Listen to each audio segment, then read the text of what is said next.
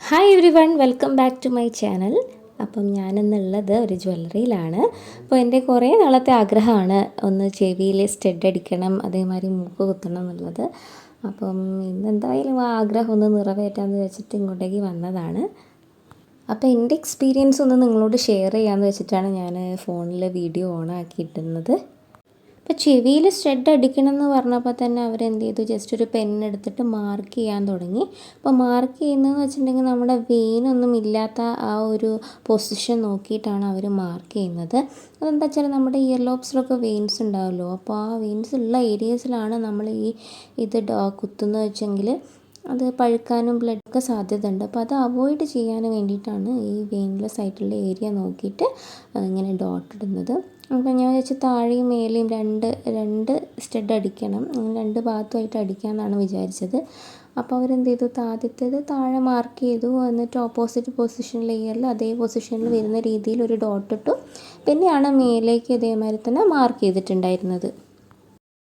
പിന്നീട് മാർക്കിംഗ് ഒക്കെ ഓക്കെ ആയപ്പോൾ അവരെന്ത് ചെയ്തു, ഡയറക്റ്റായിട്ട് ആ ഗണ്ണിൽ നമ്മുടെ സ്റ്റഡ് എടുത്ത് വെച്ചിട്ട് ചെവിയിൽ എന്ത് ചെയ്തു, ഷൂട്ട് ചെയ്തു.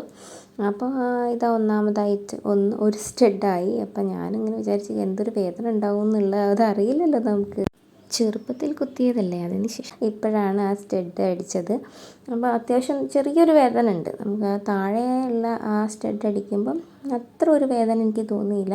പക്ഷേ അത്യാവശ്യം നമുക്ക് സഹിക്കാൻ പറ്റിയ രീതിയിലുള്ള ഒരു വേദന ഉണ്ടായിരുന്നുള്ളൂ. പക്ഷേ മുകളിൽ തടിച്ചപ്പം കുറച്ച് അത്യാവശ്യം ഒരു വേദന ഉണ്ടായിരുന്നു. ജസ്റ്റ് ഒരു പുകയുന്ന പോലെയൊക്കെ ആയിരുന്നു തോന്നിയിട്ടുള്ളത്. അപ്പം ആ ഒരു വേദന മുകളിലോട്ട് പോകുന്നതിനനുസരിച്ചിട്ടാണ് എനിക്ക് തോന്നുന്നു ആ വേദന ഉള്ളത്. ഞാനിങ്ങനെ വേദനിച്ച് ഇങ്ങനെ കളിക്കുന്നുണ്ടായിരുന്നു. രണ്ടാമതായിട്ട് അവർ ഓപ്പോസിറ്റ് ഇയറിലെ ആ താഴത്തെ സ്റ്റഡ് അടിച്ച സമയത്ത് ആ ഗണ്ണിൻ്റെ കൂടെ തന്നെ വെച്ചിട്ടാണ് അവർ ചെയ്തിട്ടുണ്ടായിരുന്നത്. പക്ഷേ എന്താ വെച്ചാൽ എൻ്റെ ബാക്കിലുള്ള സ്റ്റഡ് അതിൽ കുടുങ്ങിയില്ല. അപ്പോൾ അവർ സെപ്പറേറ്റ് ആയിട്ട് സ്റ്റഡ് ചെവിയിലിട്ട് തന്നതാണ്. അങ്ങനെ രണ്ട് സൈഡും സ്റ്റഡ് അടിച്ചു. അപ്പോൾ അടിച്ച് കഴിഞ്ഞപ്പോൾ ഇങ്ങനെ പുകയുന്നുണ്ടായിരുന്നു കേട്ടോ. അപ്പോൾ ഞാൻ വിചാരിച്ചു ഇനിയിപ്പോൾ എന്തായാലും 4 കുത്തി കഴിഞ്ഞു, ഇപ്പോൾ മൂക്കും കൂടി അങ്ങ് കുത്തിക്കളാന്ന് വിചാരിച്ചു.